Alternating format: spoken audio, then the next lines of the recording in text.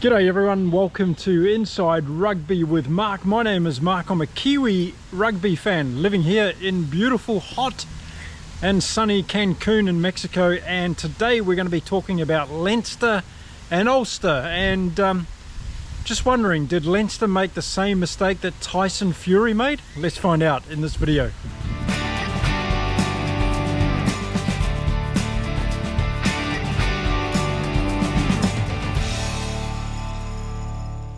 So g'day everyone and welcome back to the channel. If you're a regular viewer of my channel, thank you for being here. Since I was last talking to you, summer has arrived in full swing here in beautiful Cancun, and we've got temperatures over 40 degrees Celsius most days at the moment. Now, you didn't come here for a weather report, so let's talk about some rugby. And boy, wasn't there some great rugby over the weekend, both in the URC competition as well as down under in the Super Rugby as well. Hope you got to catch some of that.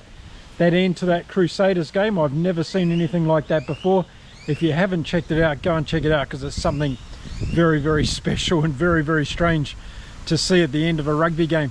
Okay, Leinster and Ulster. This was going to be a very interesting game indeed, and I was really looking forward to this because I thought that Ulster had a good chance of winning this game. And the reason I thought that is when I saw the Leinster lineup. Of course, Leinster are fighting on two fronts at the moment this year. They've got the Champions Cup final coming up next weekend, as I just said, against Toulouse, and they've also got their run in the URC Championship to protect as well. So they're trying to balance off both things, and I totally get it. And Leo Cullen and Jacques Nienaber have a difficult task ahead of them. But if we think back to the Tyson Fury fight in the weekend when he was beaten by Alexander Usyk, I was thinking that there's some comparisons to maybe be drawn between this, because Usyk's previous fight before he went into this undisputed competition against Usyk was against the MMA fighter Francis Ngannou. And whilst that was a tremendous fight, it appeared that Usyk didn't take it too seriously. And he came in a bit overweight, he was a bit sloppy, and he got laid out in that fight by Francis Ngannou. And it just shows in world sport that if you're not at the top of your game and take things mentally seriously all the time, then you are going to perhaps slip up from time to time. And we've seen that over the years when it comes to sport, and we've also seen it when it comes to rugby as well.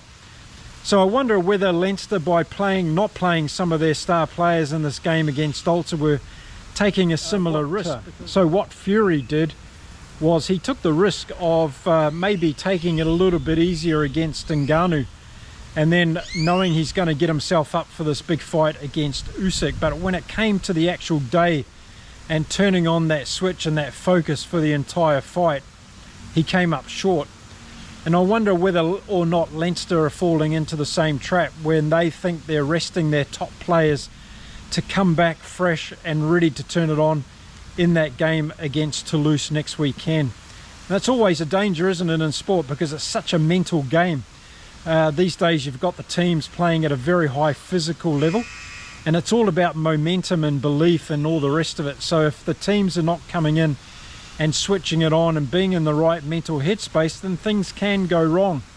And I was just wondering whether that's the case with Leinster, with them chopping around their team selection. They did it, of course, on their tour to South Africa, and they did it again slightly this weekend. But don't take that away from Leinster. I think they had a very good team, of course, on the field against Ulster, and we can't take anything away from Ulster's performance this weekend. They went very, very well in this game, and I want to have a look at the game right now. And in the first 20 minutes of this game, it was all Ulster. They were all over Leinster. They had a lot of possession. They were getting territory down into the Leinster half, and I thought it was only a matter of time before they scored some points, and they got that try first up from Rob Herring in the 13th minute. It was a very good try because it was on the back of a lot of different phases of play, and they were being very patient, Ulster, and I thought that was a good element to their play in the first 20 minutes of this game. So they went ahead on the scoreboard. The Cooney got the conversion over, and isn't he a great player? He started off really well in this game. What I like about Cooney in particular throughout this game was his box kicking. We see it a lot these days. Gibson Park's very good, of course, at box kicking. He wasn't in this game, of course, but we saw it from Cooney throughout this game. The precision of his box kicks were always very, very good. And it makes such a difference when you've got contestable box kicks and you've got a halfback that's able to put the ball exactly in the right spot to give his wingers and his inside backs an opportunity to get up there and really contest for the ball. And that's something Cooney did well in the first 20 minutes of this game, and I thought that was a really good plus for Ulster. So I thought Ulster started off really well in the first 20 minutes or so of the game. I thought that Leinster were missing Josh van der Fleer and Caelan Doris in this game to start off with, because Ulster started winning the breakdown and that started giving them ball to go forward, and they were lightning fast at that breakdown phase as well. And I thought if van der Fleer and Doris were there for Leinster, they would have slowed that ball down and they would have won more ball for Leinster. So that was one of the pluses that I saw for Ulster in the early part of the game. But then between the 20th and 30th minute of the game, Leinster hit back with 2 tries of their own. The first one coming from Charlie Ngatai, who got a good break and got through the Ulster defence to score under the post. And that was a good fight back from Leinster at that stage, because really it had been Ulster all the way up till that stage of the game. Harry Byrne was in this game for Leinster, and I'll talk more about that in the video, but he got the conversion over that first try. So we're back to 7 points each after 22 minutes. And then we only had to wait 5 more minutes before Leinster went over again. Foley scored a good try for them, and that was also converted by Harry Byrne. So Leinster, probably against the run of play, I think most people would say, went out to 14 points to 7. And even though that Ulster were doing most of the playmaking in this game, they would have felt a little bit upset with the fact they were behind on the scoreboard. But I thought there was still a lot to go in this game, and if Ulster kept putting the pressure on Leinster, then I thought they were going to be rewarded for that particular effort they were putting in. In the 31st minute of the game, Ulster got some points back on the board. Cooney got a penalty kick, and it was a good kick as well, and it got the score back to 14-10, which was indeed the halftime score in this game. So I think Leo Cullen would have said to the boys, look, we're ahead in this game, let's do the best we can to protect the lead and also score some more points, and we're going to come away with perhaps the top spot in the URC Championship after this particular game if Leinster were able to pull off the win. On the other side of the coin, I thought Ulster were playing the better rugby in that first half. They looked more dangerous when they had the ball in hand. The rush defence from Leinster was causing some problems for Ulster, and they weren't able to get through it. But they were being patient, and I thought that patience was going to pay off for them in the second half if they could maintain it. The way to beat this rush defence of Leinster's is to remain patient, look for holes, set up various phases of play, and then try to find the gaps where you can get through. And I think any team that's taking Leinster on are going to have success in doing that. It's going to be absolutely thrilling to see what Toulouse do next weekend against Leinster. But let's not get ahead of ourselves. Let's continue talking about this particular game. So at half-time, it was 14 points to 10 in favour of Leinster. I gave Ulster the half. I thought they played better rugby for the majority of that half. Now we were going to be in for a cracker of a second half, and in the 43rd minute Ulster got a penalty opportunity. Again, Leinster were disruptive in the breakdown but not releasing the ball, and Cooney came up, and boy has he got some seriously good reliable kicking boots as this guy, and he brought the score back to 14 points to 13. So it was a 1-point game, but we still had the majority of the second half to go. And it was for the next 10 minutes of the game, heading into the 50th minute or so, that we saw Leinster really starting to get back into the game. They put series of phases of play together, particularly through the forwards, and they were looking very good when they were doing the pick and go from mauls in particular. And it was through that process that we saw a try ended up being scored by Alan Alalatoa, and it was a good effort on the back of various phases of play through the forwards from Leinster. So they skipped out to a good lead, and Harry Byrne was able to get the conversion over. So before we knew it, after 53 minutes of the game, Leinster were in the lead by 21 points to 13. So it was just 5 minutes later when Ulster came back into the game again, and whilst Harry Byrne was doing some good things with his kicking boots today, he wasn't doing such well in general play, and there was a few errors coming from him.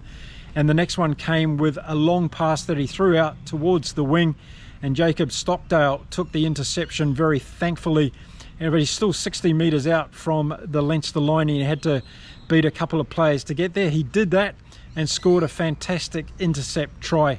That really got Ulster back into the game, brought the crowd back into the game as well. After Leinster had scored their try, the crowd had gone a little bit subdued in the stadium, but this try and this intercept from Stockdale really got them back into the game.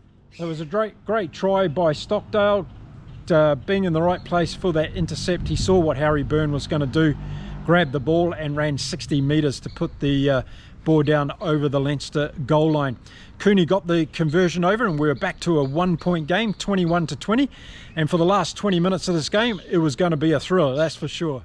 Well, it became a seesawing game in the second half, and 5 minutes later in the 64th minute, we saw Leinster going very close down the right-hand touchline. They almost got in, but it was Lowry from Ulster that did a fantastic try-saving tackle on the Leinster player who looked like he was going in for a try.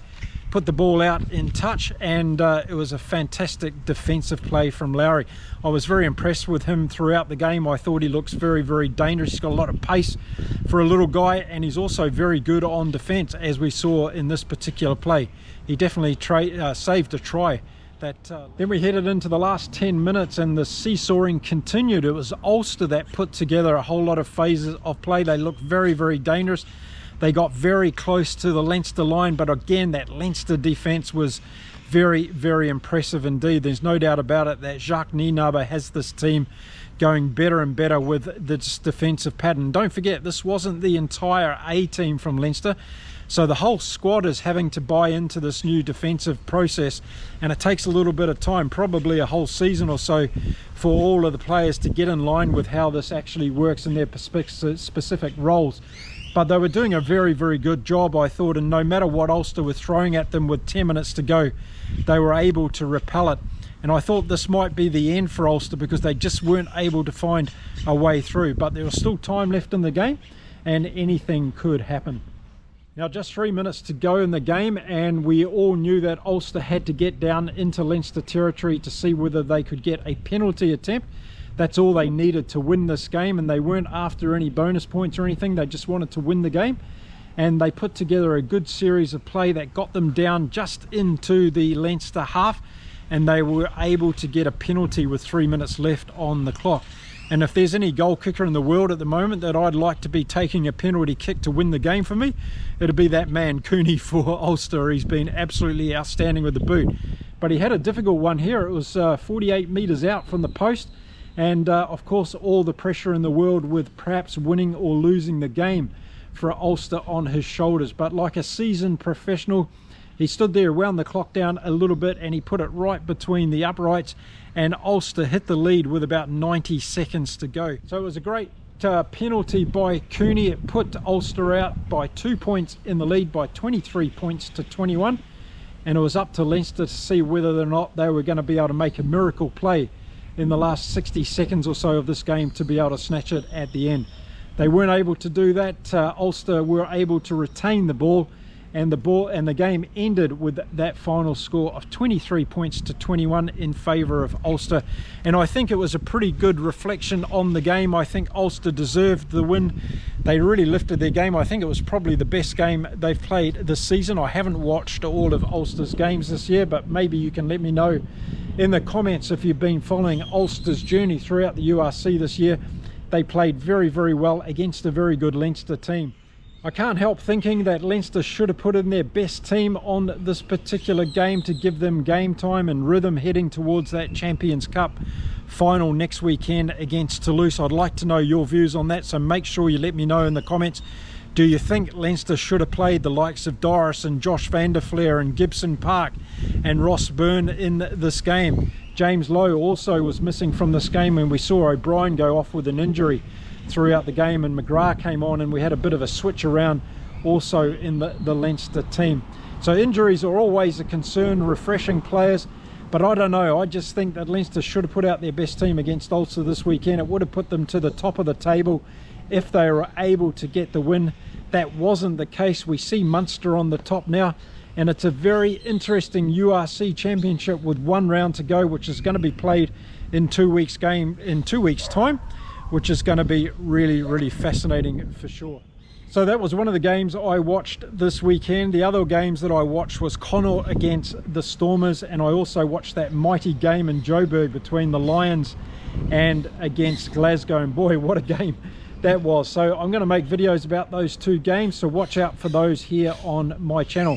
But let me know what you thought of this Ulster game against Leinster. Do you think Leinster have fallen into the Tyson Fury trap, or whether or not you think they're going to be okay next weekend against Toulouse? And don't forget to check back on my channel throughout this week, because I'm going to be making a preview video on that great Champions Cup final we've got coming up next weekend between Toulouse and Leinster. That's going to be played at the Tottenham Stadium.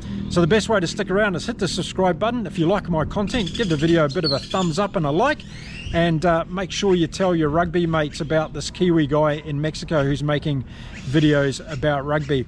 Okay, I'm going to be back again really soon with another video. Until then, stay safe, stay well everybody, and I'll see you again soon from Mexico. Until then, bye for now.